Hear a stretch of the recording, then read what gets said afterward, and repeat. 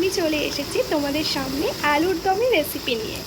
তো বেসিক্যালি আমি আর আমার দিদি খাবো, যেহেতু বাড়িতে সবার উপোস। তো আমি আমার মতন করে সিম্পলিভাবে আলুর দমটা বানাচ্ছি। তো দেখতে থাকো আলুর দমটা আমি কিভাবে বানাচ্ছি। সবার প্রথমে সাদা তেলের মধ্যে আলুগুলোকে সেদ্ধ করে ভালো করে নুন আর হলুদ দিয়ে ভেজে নিলাম। তো সবার প্রথমে আমি গরম তেলের মধ্যে কারি পাতা দিয়ে দিচ্ছি।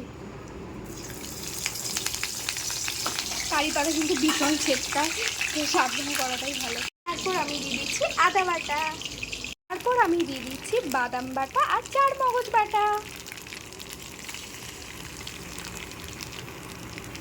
এখানে আমি দিয়ে দিচ্ছি দই আর নারকেলের দুধ।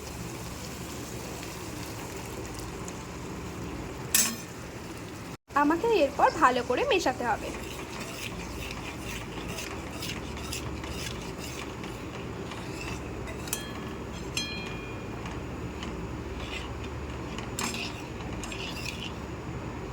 তো এরপর আমি স্বাদ মতন মিষ্টি, নুন, হলুদ আর কাশ্মীরি লঙ্কার গুঁড়ো দেবো।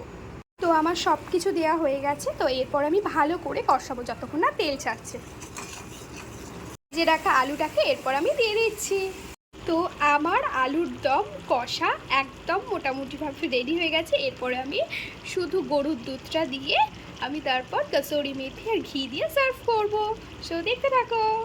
আমার আলুর দম একদম রেডি। আমি ওপর থেকে শুধু একটু কসুরি মেথি দিয়েছি আর ঘি দিয়েছি। আপনাদের কাছে যদি ধনেপাতা থাকে তো ধনেপাতা অবশ্যই দিয়ে দেবেন। তো খেয়ে বলবেন এবং বানিয়ে বলবেন যে কীরকম হয়েছে।